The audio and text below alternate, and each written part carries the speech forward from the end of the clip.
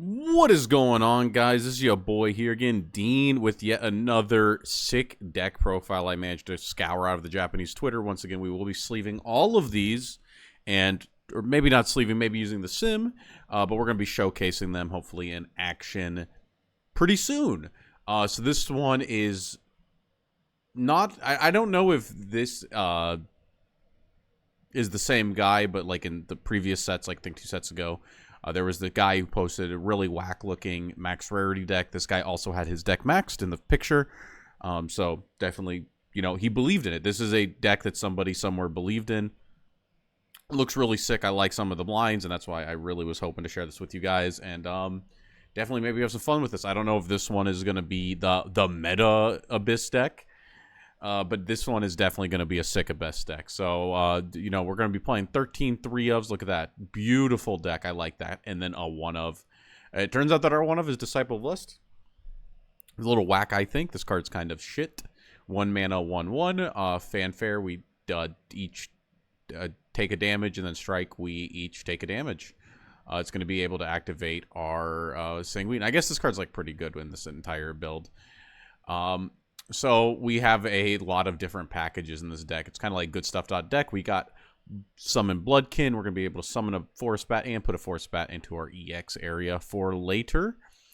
We're playing Dire Bond to be able to activate Vengeance. We basically take a damage, draw a card, and then it has this effect that's impossible to activate. That's pay 2, sack this, deal 1 damage yourself, draw a card.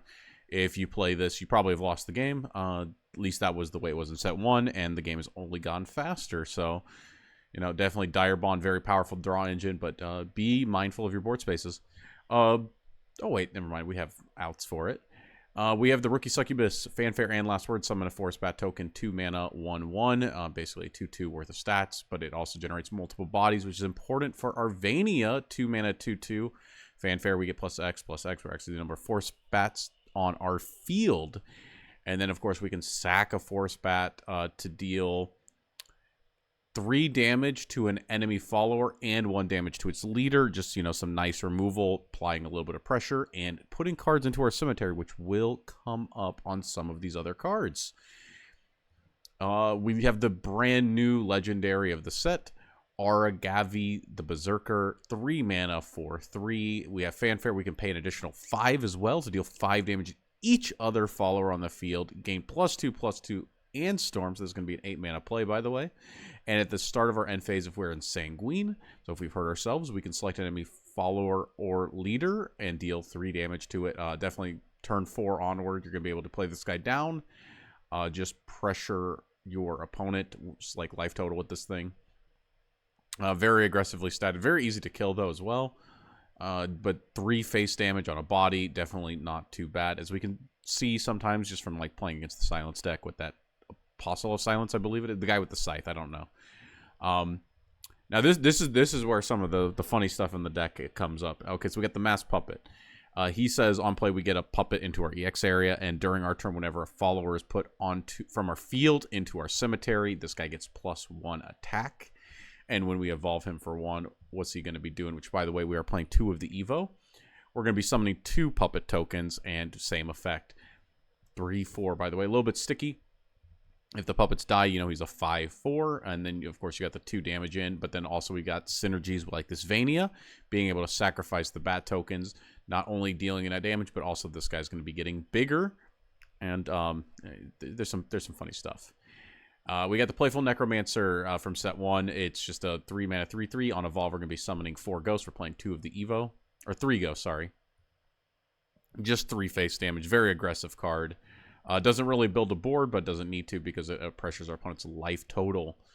Night Horde, this is a really... What does this thing do? 3 mana spell. We're going to be summoning 2 Forest Bat tokens. Select an enemy follower in the field. Deal X damage. X equals the number of Forest Bat tokens on our field. Basically, if, maybe we played this thing down early, we can ping something for as much as 4. Put this thing down, get the bat, turn 3, this, maybe hit something for 3, remove something on their board that might have been able to deal with us, and then, just keep up the aggression, and then play down a big Vania on 4, remove some of the bats. A lot of aggressive plays. with this deck. And then we've got the Cerberus 4 mana 3/3, of course. I mean, we know this one gets the Mimi and the Coco, Necrocharge 10. You're probably not going to be hitting that one, at least from looking at this list. Oh, you might be, but probably not. More importantly, it just gives you the guy that can like buff a guy. And then when you evo it, you get both of them again. Super good utility card. Always leaves lethal in the wings. When your opponent taps out, they probably just straight die. That's kind of the way this works. Or they have to be mindful of like the reach that you have into your EX area. We have the Triple Soul Dealer, just a big card, super huge ward, super aggressively statted. And against some decks, this is an auto win. Like if you evo this, pop in Israfel, you gain 10 health, net 7. And then you're left with this huge-ass body, and then you don't even have to tap it, because now you have this huge like health total. You can just eat a Genesis Dragon and not care. It's very annoying for a lot of decks to deal with. This guy, Rune, doesn't have a lot of good answers because of the 6. They can't just Witch Bolt it. And then usually it goes in this thing where they need multiple forms of removal. Definitely pretty awkward. And then one of the new cards, Unleash the Nightmare, 4 mana, basically costs 1 less to play if there's a vampire card on our field. We're playing a lot of the vampire cards. I think this has that has demon, but we have all the bats. We got the succubus. We got the Vanias. So we have quite a few things to make this cost 3, and then we're gonna summon 3 force bat tokens and draw 2 cards.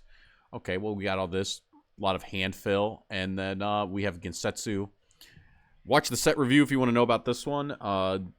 Timmy talks about it quite a bit. I know some people thought it was we were memeing.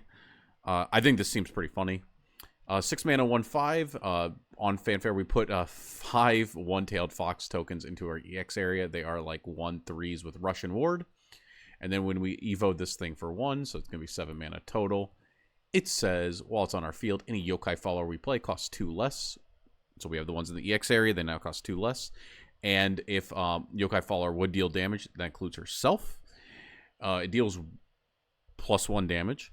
And whenever yokai follower we control leaves the field, give this card +1. Basically, you get to summon 3 wards for free, or you get to summon 4 wards for free, sack them off with Atomy.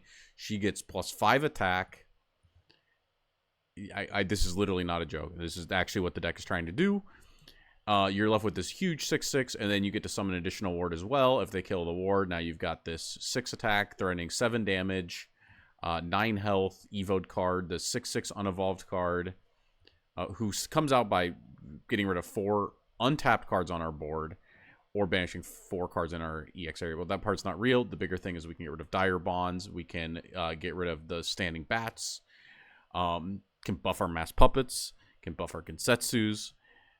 And then hopefully this guy connects. I don't know. This one looked sick. I'm excited to get to play with cards that have sat in my binder for over a year now. We are over a year into the game, and this card has not been sleeved once by me, so I'm very excited to begin to play with Atomy. Hopefully this deck makes him maybe not like, a true tournament winner, but maybe a local stomper, maybe a local legend. So if you guys like this deck, let me know. Smash the like button, hit the notification bell. I'm going to be trying to release, like I said, 2 decks a day for you guys leading up to this set coming out, because I think it comes out on Friday, and I'm recording this on Tuesday. We'll be coming out Wednesday night. So yeah, until next time, this is your boy Dean signing out.